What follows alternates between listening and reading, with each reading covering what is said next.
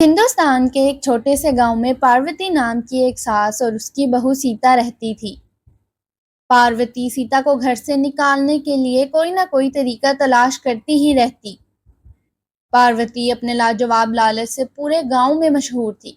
उसे हमेशा कीमती अशिया की ख्वाहिश रहती, चाहे वो सोना हो या जेवरात या फिर शानदार कपड़े। उसके बरअक्स सीता अपनी जहानत की वजह से पूरे गांव में मशहूर थी। एक सुबह पार्वती ने सीता को घर से निकालने के लिए एक तरकीब सोची। पार्वती सीता के पास आई, उसके चेहरे पे मुस्कुराहट थी और कहने लगी, सीता मेरी प्यारी बेटी, मैं सोच रही थी कि मुझे एक खूबसूरत हार चाहिए जो बेहतरीन मोतियों से बना हो। क्या तुम मेरे लिए ला सकती हो? सीता अपनी सास के इरादों से बाखूबी वाकिफ थी। उसने सोचने के लिए एक लम्हा लिया। पार्वती जानती थी कि वो इतना महंगा हार नहीं ला सकेगी। सीता ने एक मीठी सी मुस्कुराहट के साथ जवाब दिया, यकीनन प्यारी अम्मी जान, क्यों नहीं। बेहतरीन मोती हासिल करने के लिए मुझे दरिया के किनारे जाकर सिपियां तलाश करने की जरूरत है। मुझे कुछ वक्त लगेगा। पार्वती ने इत्तफाक किया। पार्वती को इस बात पर यकीन था कि सीता कभी मोती तलाश नहीं कर सकेगी। सीता ने दरिया के किनारे अपना रास्ता बनाया, जहां उसने सारा दिन लगकर सिपियों को तलाश किया, और जैसे ही सूरज डूबने लगा तो वो सिपियों को जमा करके घर लौट आई। ये देखकर पार्वती हैरान रह गई। जब सीता ने एक एक करके सिपियों को खोला, हर सिप्पी में एक खूबसूरत मोती था।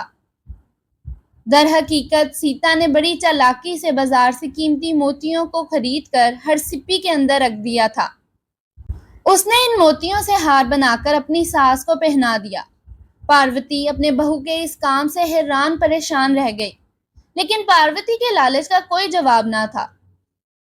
उसने अगली सुबह सीता से उन साड़ियों की तारीफ करना शुरू कर दी जो गांव की औरतें पहनती हैं। पार्वती ने सीता से कहा, मुझे सबसे शानदार साड़ी चाहिए, क्या तुम मुझे लाकर दे सकती हो? सीता ने इस बार भी मुस्कुरा कर कहा, जी प्यारी अम्मी जान। वो बाजार गई और एक सादा सा सफेद साड़ी खरीदी। उसके बाद वो गांव के बेहतरीन कपड़े रंगने वाले के पास गई और कहा, भाई इस साड़ी को शानदार मुख्तलिफ रंगों में रंग दो। जब वो साड़ी लेकर घर वापस आई तो पार्वती इतनी शानदार रंगों वाली चमकती हुई साड़ी देखकर हैरान व परेशान रह गई। अब पार्वती को एहसास हो गया था कि सीता अपनी ज़हानत से हर नामुमकिन तरीन काम को भी हकीकत में बदल सकती है। वक्त गुजरने के साथ साथ पार्वती का दिल नरम होता गया। वो सीता को हरीफ के तौर पर नहीं, बल्कि एक अक्लमंद और मोहब्बत करने वाली बहू के तौर पर देखने लगी। एक शाम पार्वती ने सीता को अपने पास बुलाया और कहने लगी, मैंने आपके साथ नाइंसाफी की है। अब से मैं आपके साथ वही इज्जत और मोहब्बत करूंगी जिसकी आप मुस्तहिक हैं। सीता गर्मजोशी से मुस्कुराई। उसकी आंखें खुशी के आंसुओं से भर गईं।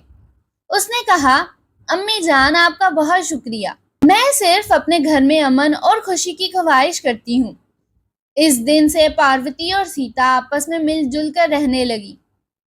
वक्त के साथ साथ पार्वती का लालच खत्म हो गया और उसकी जगह उसके बहू के हुस्न सलूक की वजह से जिंदगी की खुशियों को हकीकी तौर पर जानने की ख्वाहिश उसके दिल में भरने लगी।